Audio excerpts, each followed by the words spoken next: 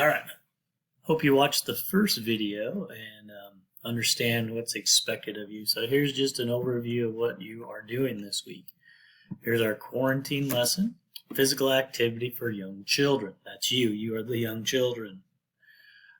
Wish we were in the gym, but we'll make this work. All right. What are we learning? What is the difference between exercise and physical activity? That's a good question. Why are we going to learn it? It helps you understand why physical activity and exercise are different. Yeah, I didn't really write that well, but we'll go along with it. All right, go with it. Okay, how will you know? You can list 3 parts of exercise.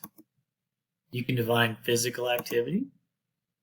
And I can name ways I can get 180 minutes per day of physical activity, because you need 180 minutes per day. Don't forget that while you're there. Because at school, if you have recess and PE, you're getting pretty close. So if you go home and spend a half hour or so, you're going to do well. All right. You're going to watch this video, physical activity for young people. And remember those things we just talked about, and I'll have them up again so you can. Watch this, get ready for the workout. We're going to do the cowboy ninja bear battle. And it's kind of fun. It's something I did last spring, so it'll be a little bit older, but it's a lot of fun, so make sure you pay attention.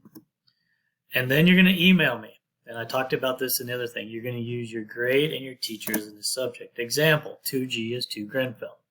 So in this subject, make sure you have that answering the 2 questions that are on the other sheet that you've already seen. Okay. Now, remember when you work out, these are the 4 things we talk about all the time. Did you breathe heavier? Is your heart beating faster? Are you hot and sweaty? And are your muscles tired? Remember, those are the 4 parts of a good workout. And our learning targets again. How will you know? Can you list 3 parts of exercise?